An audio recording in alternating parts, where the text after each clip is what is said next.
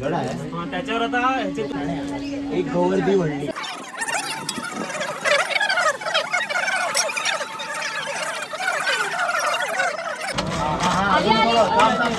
लाव लाव लाव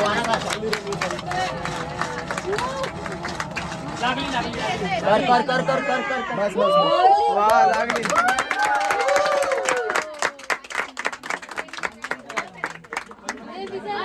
तेच ना तुला सांगतो तर मी पण ज्युनियर करतो.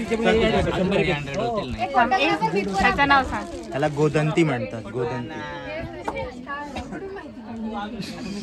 त्याचं आता स्वरूप बघा, भाजल्यावर कसं होतं ते बघा. म्हणजे लक्षात हे आपण आता गोदंती ठेवतो.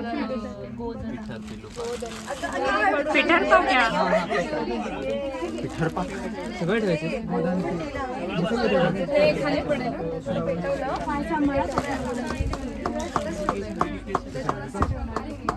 श्लोक पाठ करा. श्लोक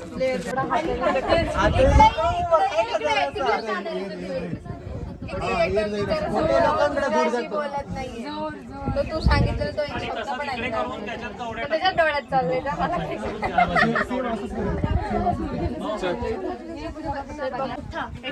एक्सप्लेन करा. कोण एक्सप्लेन करते?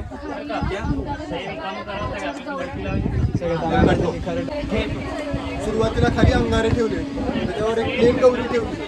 नंतर तसेच एका गौरीचे 4 तुकडे करायचे, ते गोल रचायचे. त्यानंतर पूर्ण प्लेन गौरी ठेवायची. असं 2-3 लेअर बनवायचे. त्याच्यानंतर त्यावर गोदंती ठेवायची. नंतर गोदंती आणि गौऱ्या रचत जायच्या आणि खालून नुसतं आग दिखायची.